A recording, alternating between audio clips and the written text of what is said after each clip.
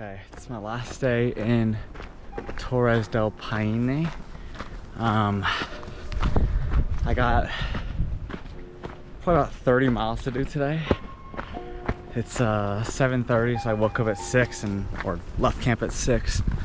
So I can make my bus at 8 p.m. tonight out of the park. So 30 miles, got a lot to do. Wish me luck.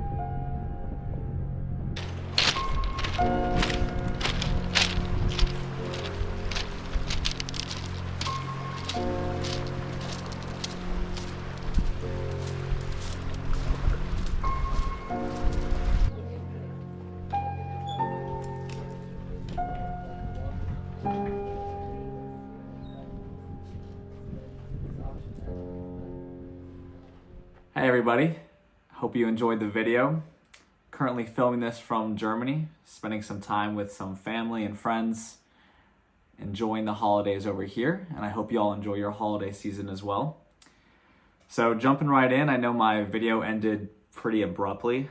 The last clip there was me just kind of hanging out in the tent at the end of the hike, and that was really tough because I think that was a 35 mile day.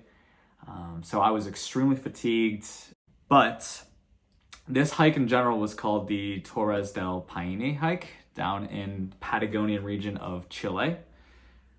So go hit OK here, zoom down into South America. So this is actually pretty far south into South America. It's in the Chilean side of Patagonia because there's the Argentinian side as well. And it's absolutely beautiful, beautiful, beautiful region. And unfortunately, I only scratched the surface of it just because I was only there for pretty much 10 days or so. Just from I didn't have that much time off of work. But there's so much around here, and so much landscape. It's so beautiful and so pristine. And it's just kind of raw, I guess, as well. But I didn't get to touch as much as I would have liked to. But Torres del Paine was such a beautiful hike as well. So I think I tracked about 80 miles, give or take a little bit, which is kind of the back and forth of going to get the tripod and whatnot. So if you look at the map here, you can see this is kind of like the circumference of the famous towers. The granite towers are in the middle, and the trail kind of goes all the way around there. Now, the bottommost part here, where my mouse is what's called the W Trek. And this is for, I think it's like recommended more for like beginners or people who aren't necessarily inclined to do longer through hikes. But you still can see so much of the beautiful landscape and the beautiful national park just by doing this bit as well. So the cool thing about this hike, I guess, is that there's kind of something for everybody. if you do the W trek, you can stay, and this is true for the O trek as well, which is the whole one, which is what I did. You can stay in these little, what they call refugios, and it's kind of like hostel-like housing. And they have food, they have snacks, they have showers. So it's very, very accommodating for all different experience levels, which is what's really good about this hike.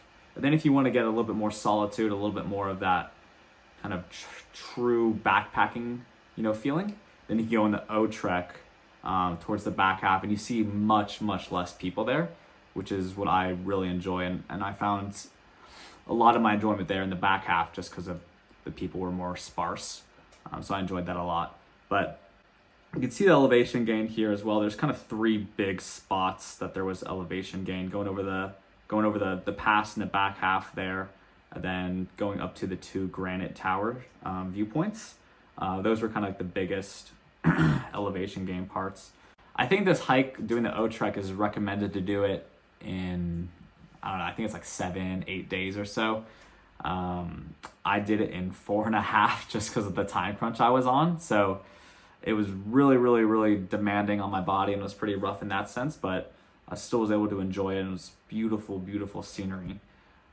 So after I caught my bus, I ended up going straight to, I got another bus that took me into Argentina, into El Calafate. And then from there, I caught a plane to Buenos Aires for a couple of days. And that was really cool as well, because I got to see Argentina play a World Cup match. So the atmosphere was just incredible. And to be there while they were playing that, and especially for what this was with Messi and whatnot, it was just incredible to be there and witness that and be a part of it, I guess. So that was extraordinary.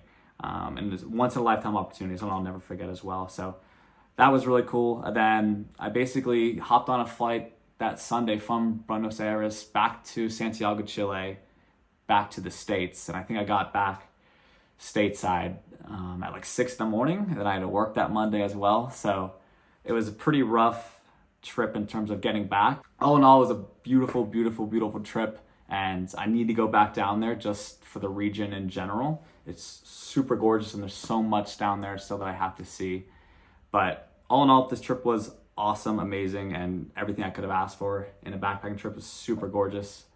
But thank you guys for watching, and I hope you guys enjoyed it. Thanks.